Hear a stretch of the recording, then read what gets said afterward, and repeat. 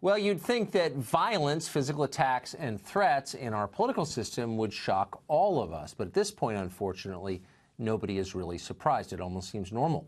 It was just last year that a progressive activist tried to murder an entire field of Republican lawmakers practicing baseball.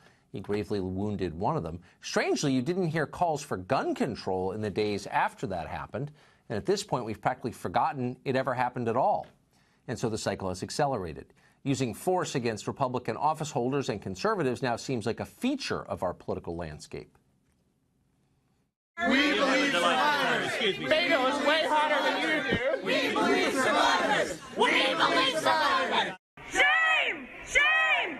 Shame! Shame! No borders! No walls! Sanctuary for all! If kids don't eat in peace, you don't eat in peace! So what is this really about? Suddenly this kind of rage is everywhere. You've seen tape like that for the past several months. But who exactly is it aimed at? What is the point? Well, Republicans obviously are the focus of most of it, conservatives more generally, anyone else who dissents from the one true faith of cultural leftism.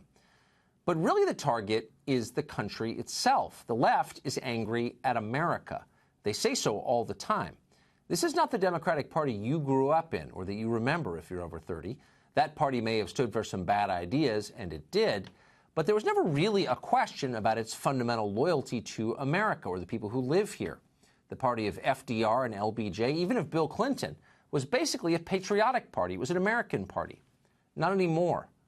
In 2018, anyone who considers America a distinct physical place with meaningful borders and its own history and traditions and language and culture and values won't feel comfortable in the Democratic Party, indeed may not even be allowed in that party.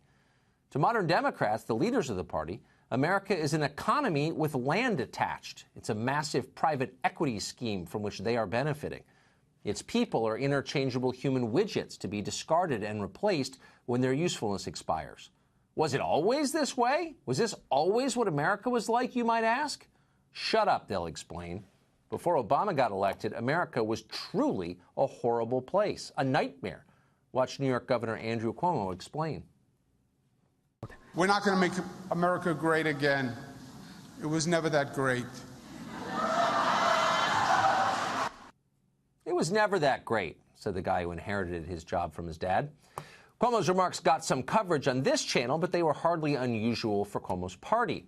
Before she founded the #MeSue movement, Senator Elizabeth Warren spent a lot of time telling audiences what an awful country this is. Here's one example.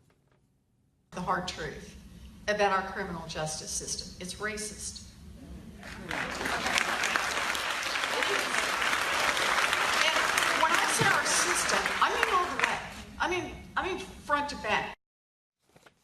Racist front to back. In other words, our laws and our police are illegitimate and they're immoral. Don't worry about violating or ignoring them.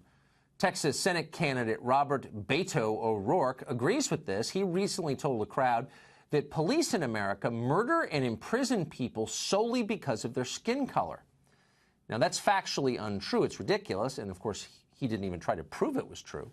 But it's also a slur on decent people of all colors who are trying their best to serve this country in law enforcement. O'Rourke's fellow Democrats could have said something about this, but they didn't. They're not allowed to. Nobody is. Defend America, and you will be punished. Former Congresswoman Mary Bono lost her job just this week as president of USA Gymnastics. What did she do wrong? Well, she leveled a veiled criticism at Colin Kaepernick. That's unacceptable now. Kaepernick makes millions denigrating our national symbols. He's a hero. Nike hired him. If you complain about that, though, you're the villain and you're out. Defending America is suddenly a firing offense on the left.